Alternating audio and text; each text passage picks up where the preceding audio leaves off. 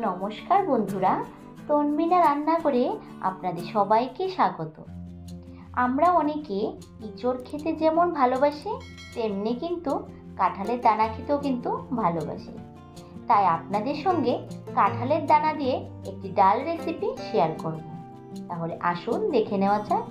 প্রথমে আমি দানাগুলির উপরের বাকলটা ফেলে দিয়ে ভালো করে পরিষ্কার করে নিয়েছি। এবার একটা বাটির মধ্যে নিয়েছি উষ্ণ গরম জল। জলের মধ্যে দিয়ে দিয়েছি দানাগুলি।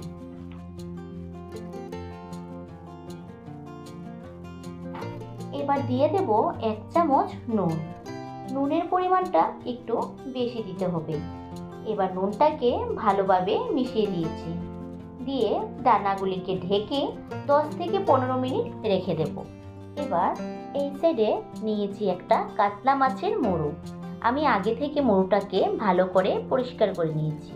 আপনারা চাইলে যে কোনো মাছের মুড়ো দিয়েও করতে পারবেন। এবার এর মধ্যে দিয়ে দিয়েছি 1 চামচ নুন, আর দিয়ে দেব 1 চামচ হলুদ গুঁড়ো, আর দেব অল্প একটু লঙ্কা গুঁড়ো দিয়ে এবার মাছের মুড়োটাকে নুন হলুদের সঙ্গে ভালোভাবে একটু ম্যারিনেট করে নেব।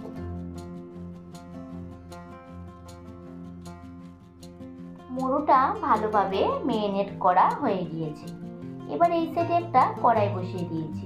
কড়াইতে দিয়ে দিয়েছি 5 টেবিল চামচ সর্ষের তেল। তেলটা গরম হয়ে গিয়েছে।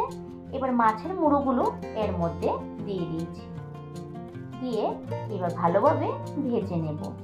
মুড়োটাকে একটু ভেঙে দিচ্ছি, তাহলে কি হবে, মুড়োটা ভালোভাবে ভাজা হবে আর খেতেও খুব ভালো লাগবে। গ্যাসের ফ্লেম কিন্তু এই সময় মিডিয়ামে রাখতে হবে।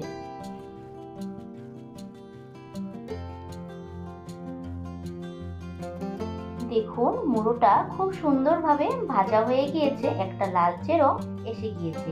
এবার মুড়োটাকে তুলে নেব। 15 মিনিট হয়ে গিয়েছে। দানাগুলি ঢাকাটাও তুলে নিয়েছি। দেখুন, দানার উপরে যে লালচে একটা লেয়ার থাকে, ওটা কিন্তু খুব সহজভাবে উঠে এসেছে। এভাবে আপনারা গরম জলের মধ্যে নুন দিয়ে 15 মিনিট ভিজিয়ে রাখলে দেখবেন উপরে লালচে যে লেয়ারটা থাকে এটা খুব সহজভাবে উঠে আসে। দেখুন, আমার দানাগুলি খুব সহজভাবে পরিষ্কার করা হয়ে গিয়েছে।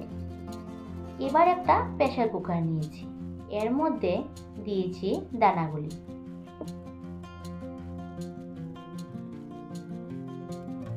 এবার 1 কাপ জল দিয়েছি। দিয়ে 2 থেকে 3টা সিটি দিয়ে নেব, তাহলে দানাগুলি খুব ভালোভাবে বয়েল করা হয়ে যায়। বয়েল করা হয়ে গিয়েছে। এবার একটা প্লেটের মধ্যে দানাগুলি তুলে নিয়েছি। নিয়ে এরকম একটা বড় চামচের নিচের অংশটা দিয়ে একটু চেপে চেপে দানাগুলি ভেঙে দিয়েছি। দানাগুলি কিন্তু খুব বেশি একটা মিহি করব না, হালকা একটু দানা দানা থাকবে। দানা দানা থাকলে খেতে কিন্তু ভালো লাগবে। এবার মাছের মুড়োটা যে তেলে ভেজেছি ওই তেলের মধ্যে আমি 2 চামচ তেল অ্যাড করেছি। তেলটা ভালোভাবে গরম হয়ে গিয়েছে। এবার এর মধ্যে দিয়েছি 2টো শুকনো লঙ্কা, 1টা তেজপাতা আর 1 চামচ পাঁচফোড়ন। এবার ফোড়নটাকে ভালোভাবে একটু ভেজে নেব।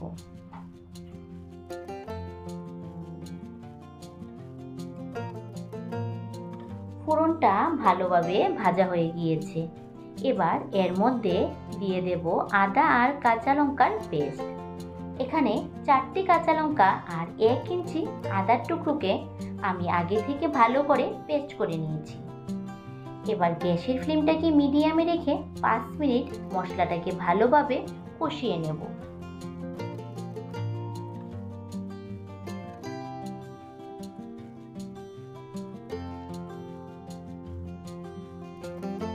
পাঁচ মিনিট মশলাটা কষিয়ে নেওয়ার পর এর মধ্যে দিয়েছি 1 চামচ নুন, আর দিয়ে দেব 1 চামচ হলুদ গুঁড়ো, আর দিয়ে দিচ্ছি 1 চামচ জিরে গুঁড়ো। দিয়ে মশলাটাকে আরও 2 থেকে 3 মিনিট ভালোভাবে একটু কষিয়ে নেব।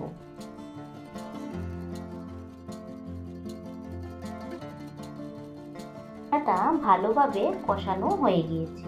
এবার যে দানাটা আগে থেকে সেদ্ধ করে রেখেছি ওই দানাটা এর মধ্যে দিয়ে দিয়েছি। দিয়ে মশলার সঙ্গে ভালোভাবে মিশিয়ে দিতে হবে।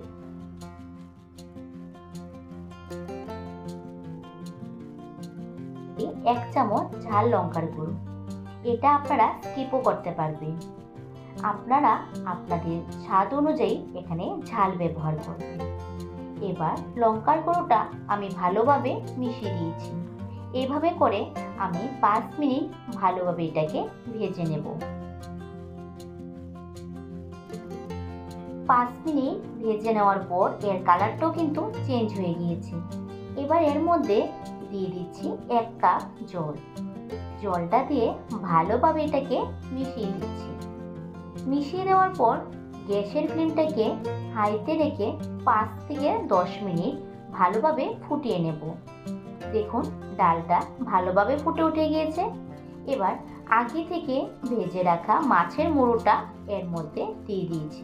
দিয়ে ডালের সঙ্গে ভালোভাবে মিশিয়ে দিচ্ছি। মিশিয়ে দিয়ে ডালটাকে আরও 10 মিনিট ফুটিয়ে নেব।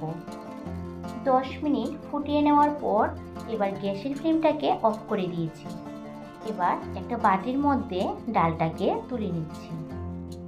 কাঁঠালের দানার যে উপরে লালচে যে বাকলটা থাকে ওই বাকলটা ফেলে দেওয়ার জন্য কিন্তু ডালের কালারটা বেশ সুন্দর এসেছে।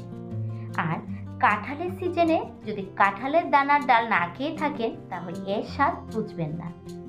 আপনারা এই রেসিপিটি বাড়িতে অবশ্যই একবার বানিয়ে ট্রাই করবেন। আর আমার রেসিপি যদি ভালো লেগে থাকে তাহলে লাইক, শেয়ার, সাবস্ক্রাইব করে পাশে থাকার অনুরোধ রইল।